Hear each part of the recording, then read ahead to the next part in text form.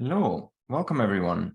So welcome to our soft launch of Curbcut Toronto. I'm Christoph Becker. I'm director of the Digital Curation Institute and a professor of information at the University of Toronto.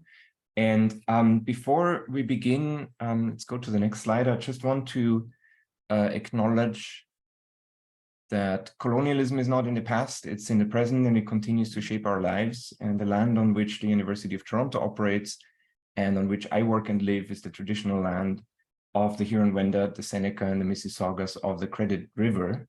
They have lived with these lands for thousands of years, and today this land is still their home. Acknowledging the land is an Indigenous protocol that also allows us the opportunity to appreciate the unique role and relationship that each of us has with the land and our privileged role in residing here. And it seems especially pertinent today as we're about to present the geospatial analytics tool, and the history of these tools of measurement is even more bound up with colonialism than most other technologies probably are. So I want to encourage you also to write your own land acknowledgement in the chat if you like. But yeah, thanks for joining us. Me and Han and Eshta are PhD students at our faculty and currently also junior fellows at the Digital Curation Institute. And we've had the pleasure of working together since last fall. And we're joined today by our collaborators from Montreal, the team behind the Curbcut platform, David Baxmood, professor and Canada Research Chair of Urban Governance at McGill, and Maxime Bélanger-Desblois, I hope I did get that right, who's been working with us on Curbcut. And yeah, a huge thanks to David, Max, and the rest of the team in Montreal for working with us on this. It's been delightful, and we look forward to the next steps. And it's really exciting to bring this to Toronto now. So let's go to the next slide.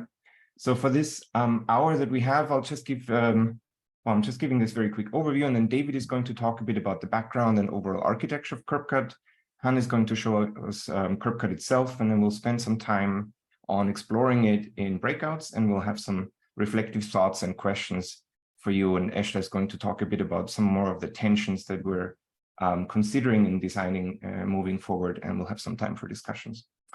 And maybe the last thing I want to mention now is that the reason we're doing this project is that we hope this can be useful, that it can help urban advocacy, policymaking for sustainability, equity, and justice.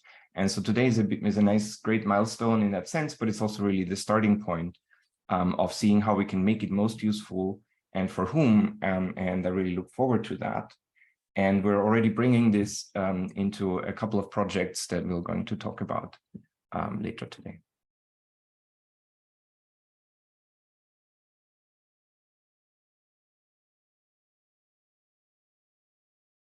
David, I think you're muted.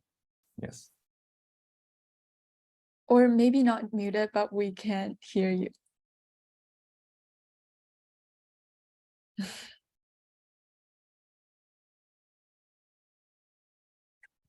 Okay, how about now? Great. So I had a little tech change midway. On behalf of the Montreal Curbcut team, first of all, I just want to say thanks for having us and for the collaboration so far. I'm sure there's lots that's exciting to come. What I want to do is just take a couple minutes to give a little background on where this project has come from, and kind of like what we think of. Let's say on the Montreal side, what we think of as kind of the challenges that we've been tackling, which I think is going to provide a kind of interesting launching point for the rest of the workshop, because I think that in a lot of ways what you've been up to in Toronto is kind of pushing the project in some new and interesting directions. We started Curbcut as a kind of an interdisciplinary initiative at McGill University. I think now 6 years ago. It's been quite a while, but we were operating in stealth mode for most of that time. And we were kind of inspired, I'll say frankly, in a negative way, by a lot of what we kind of saw in the realm of planning, geography, kind of spatial visualization, that I think is best summarized by kind of municipal kind of GIS or open data portals, where you can frequently, cities will operate these sites where you can go and kind of see on a map different data sets.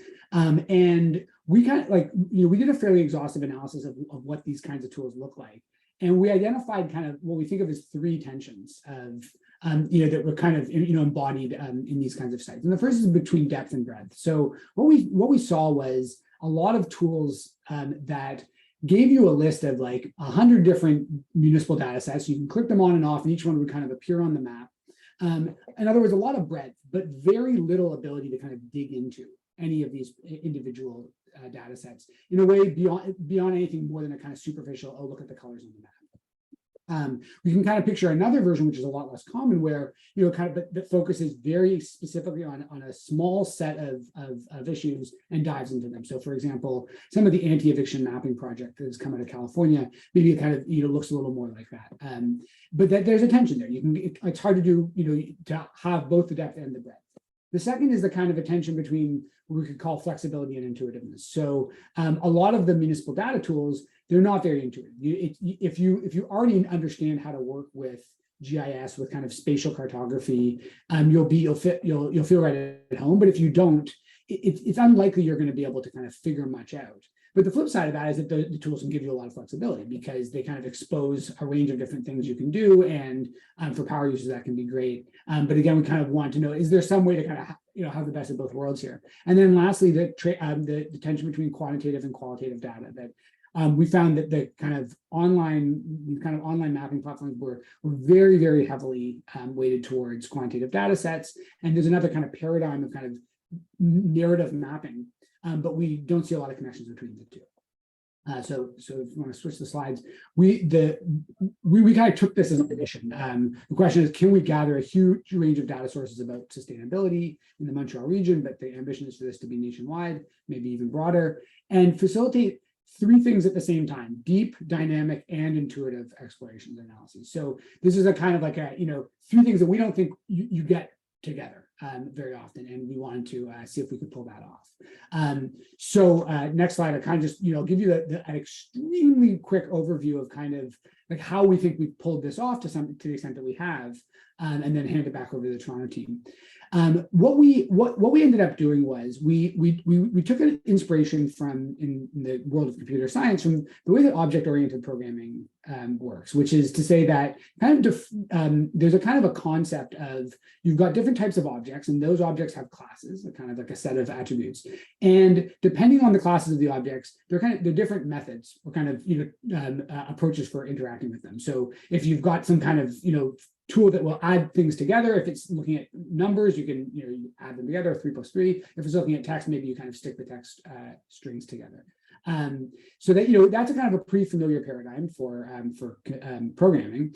But we kind of asked ourselves, what would it look like to apply that to the world of data analysis, in the sense of we know that there are continuous data sets, and there are ordinal categorical data sets, and there are polygon and network data sets, and there are rasters, and there are like a whole range of different data sets that each in any specific case, kind of we as as spatial analysts kind of know how to make the map, we know how to make the graph, we know how to kind of identify the key points and kind of write about them in English or in French.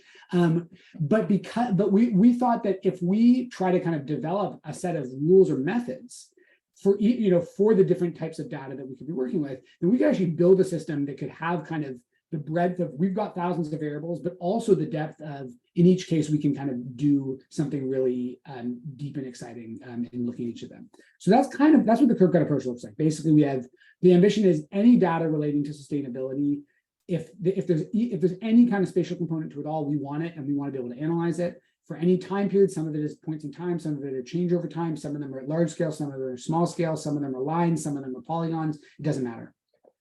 And then we have a kind of developed a data architecture to kind of accommodate and make comparable all these different data sets, so that the point data and the line data can kind of speak to each other in analytical terms, which I'd be happy to talk about some more, but I don't want to get derailed. And then on top of that, we built this kind of object-oriented programming idea of come up with methods for visualization analysis. And so the simplest example is if you've got two continuous variables, you want to compare them in a graph, make a scatter plot. But if one of your variables is categorical, the scatter plot doesn't work anymore. Instead, you can make a box plot. And again, people who make graphs know that stuff, it's no problem. But we kind of wrote this as a system of rules so that we add new data to the system. And if it's continuous data, we'll get you scatter plots. And if it's categorical data, we'll get you box plots. And the same applies to the maps, and the same also applies to text. We can kind of, identify, kind of have written descriptions of variables. And then finally, and here's where I'll hand it back over, we built on top of this kind of infrastructure, a set of kind of topic or thematic pages where we know we've got thousands and thousands of variables. That's overwhelming. So instead, we're going to grab a couple of them at a time and present them in a more focused way to users, which can include kind of both quantitative and qualitative data, kind of in connections between the two, and in general, kind of so you don't feel like you're just lost in a sea of infinity variables and no real direction. So anyway, that's the idea. We'll get to see in practice how well that works out. But with that, I'll hand it back to the Toronto team. Amazing. Thanks so much, David. Next, I will present a quick demo of the tool, and then we'll get to send the link to everyone, and we'll have breakout sessions to play around with the tool. So here is the tool. And before we dive into the demo, I just want to quickly shout out to Max, who has been super supportive and patient with all the debugging prior to this launch today. Yeah, so this is the homepage of the tool. Here you can find more information about the idea, the background, etc. And then you can find more information about the tool, how to use it, the authors in this About tab. And here we'll mainly focus on the 6 tabs that are appearing first. So the first 4 tabs here, environment, health, housing, and transport, have quantitative data. That is kind of like the current meat of this project. And we have 4 different themes here, and under each, we have different sub-themes. For example, under environment, we have tree coverage and green space, which we also call module. And if we go into one of these, if we go into Toronto tree coverage, we'll see an interactive map in the center. And then on the side, we'll see the motivation of having this data, and then the data source. And we can choose to visualize different indicators that are derived from this data set. For example, for understanding tree coverage, we can map trees per square kilometers, tree counts, or people per tree. That is how many people are sharing one tree. And for the map, it is interactive. You can click on one of the regions, and then on the right side here, it shows you in textual form what this data is telling you, and it shows you where it sits across the distribution. You can also zoom in to see the data on a granular geographic scale. Here we have census tracts, and then we also have dissemination areas, and even down to individual buildings here. And as David just mentioned, a cool part of this tool is the compare and correlation feature. So for example, if we want to see what's the relationship between trees per square kilometer and maybe average rent, we could do a quick comparison.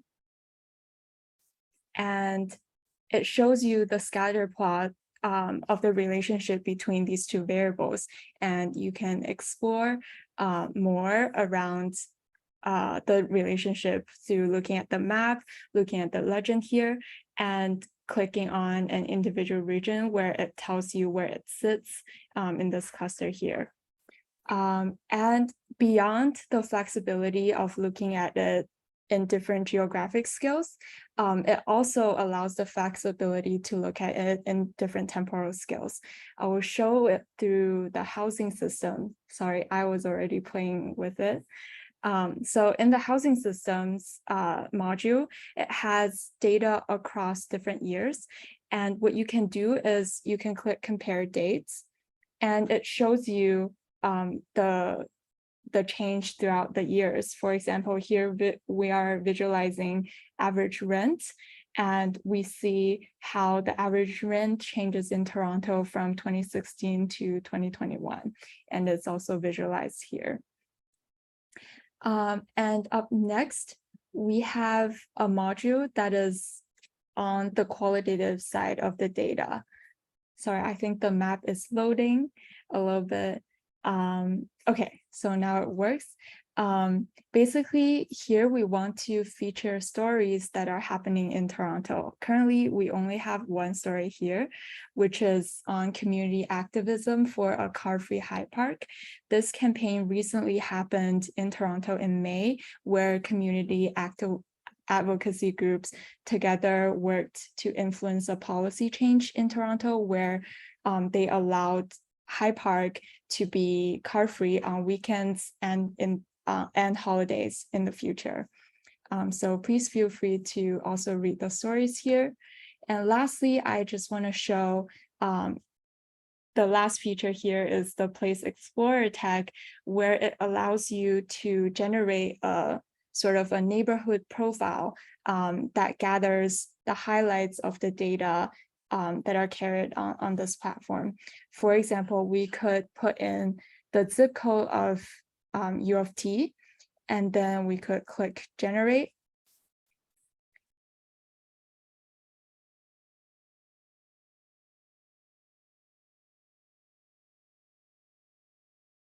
And then we get to see how this ward that U of T sits in compares with rest of the region. For example, in terms of air pollution, this region is not doing that well. It's among the top 33% that has air pollution. And then in terms of vegetation, it's also not doing well. It's the bottom 9% compared to the rest of the region, but it's doing well in having a lot of people using sustainable transportation. And you can get to see other different aspects of sustainability being evaluated here as this region compared to the other parts of Toronto. So that is a very quick overview of the tool. And then Esha will open up some breakout rooms later to assign you guys into smaller rooms to play around with the tool. And please feel free to use the link here to go on Padlets to enter any comments you have. And then here are some guiding questions that could help you explore, and just let us know if you have any questions or comments. Please feel free to post it in the chat or on the Padlet, and Esha will open up the breakout room soon.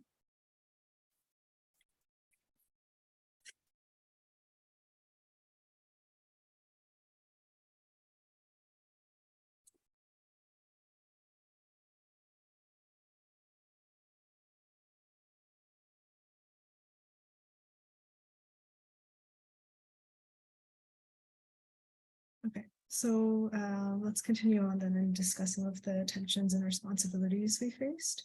So as we've seen today, and you had a chance to experience in the breakout sessions, Curbcut takes on an analytical approach of looking at sustainability indicators through correlations and statistics. But this can be more accessible to some people as compared to others. Given that we want this tool to better support community activism, we want to ensure that the tool is non-extractive and really aim to benefit the community. However, there's tensions in doing that. Firstly, designing in the climate crisis creates the challenge of balancing the need for formalized metrics and data with giving voice and space to knowledge that comes from lived experience. We refer to this as the tension between ways of knowing. Secondly, and relatedly, this connects to the prioritization given to expert-driven design versus community-led design, as quantitative methods of knowing are associated with top-down decision-making, whereas lived experiences are associated with bottom-up. Often, top-down governance tries to be inclusive in engaging community voices to aid them with their decision-making, but in doing so, the genuine inclusivity of empowering communities is lost and is instead a formality. We also consider the tension between a tool as an object versus a tool as a resource in the design process.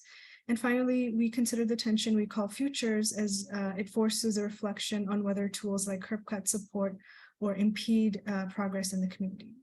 To understand and speculate on these tensions, we refer to various design theories to guide the design of Curbcut. Some of these theories include feminist data practices, social design, design justice, and speculative design. All these theories echo the need for a critical reflection in the design process, and this critical reflection often takes the form of understanding and incorporating worldviews that stem from differing social, political, and historical contexts. Furthermore, each of the theories provides unique motivations to prioritize in the design process. For example, intersectionality, collaboration, equity, and imagination. We also have the responsibility as designers to be aware of and address these tensions. As I mentioned, we lean on design theories to help us think through the design process. For example, to quote the book Data Feminism is a way of thinking about data, both their uses and their limits, that is informed by direct experience, by a commitment to action, and intersectional feminist thought. Feminist data practices, therefore, centralize the issue of power dynamics. This is a common thread in the tensions of governance, ways of knowing, and participation that helps us think through how Curbcut should be designed. So to address the tension of governance, we must consider how to empower communities to lead the design, development, and functionality of Curbcut. Then to address the tension of ways of knowing, we must embrace and give space to new forms of knowledge and knowledge production. To challenge the normative framework of climate change as a techno-scientific problem in Curbcut, we will explore the decentering of quantitative analytics in favor of storytelling. Currently, the analytics and stories coexist, as you may have seen, but the tool invites you to focus on the analytics first. One thing we'd like to explore is if the design instead prompted exploration through the story first and gave the analytics as secondary context. And to address the tension of participation, we aim to build inclusive processes which engage stakeholders with diverse motivations and ensure that their participation is comprehensive. So this was a brief introduction into one of the design perspectives we consider, but we've recently written a paper where we dive into this in more detail. We'll provide the link to that in the chat if you're interested in reading more about it.